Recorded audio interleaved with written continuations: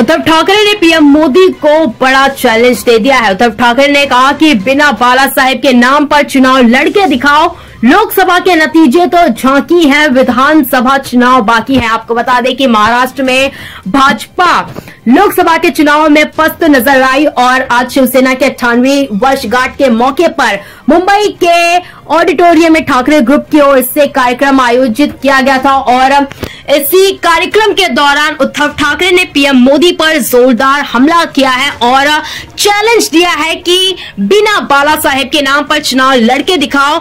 अगर मोदी अभी से चुनाव प्रचार करने में लग जाएंगे, इसके बावजूद भी जीत हासिल नहीं कर पाएंगे। साथ ही सलाह दी है कि इस बार महाराष्ट्र में चुनाव उद्धव बनाम मोदी है और ये भी कहा कि अगर मोदी अभी से चुनाव प्रचार करना शुरू करते हैं तो भी कुछ हासिल नहीं कर पाएंगे। जरा सुनिए। जय भास्करराव, तुम्ही आणि संजयराव तुम्ही बोललात, मी आज त्यांना पुन्हा एक आव्हान देतोय, जर तुम्ही षंढ नसाल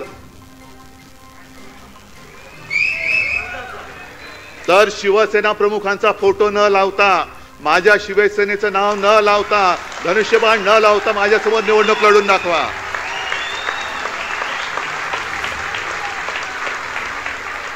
आणि नाही तर चंड म्हणून गावामध्ये फिरा, विजेते म्हणून फिरू नका। मला अभिमान आहे, एका गोष्टीचा मला अभिमान जरूर आहे की या वेळेला आम्ही शिवसेना प्रमुखांखेरीज दुसरा कोणाचाही फोटो वापरला नाही आणि यापुढे सुद्धा वापरणार नाही, मोदींचा अजिबात वापरणार नाही।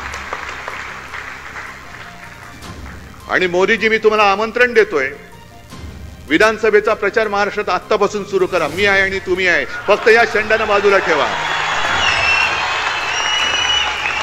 नाव चोरायचं नाही, वडील चोरायचे नाहीत, धनुष्यबाण चोरायचं नाही, धनुष्यबाण बाजूला ठेवा, नवीन निशाणी घ्या, मिंद्याच्या वडिलांचा फोटो लावा आणि या समोर।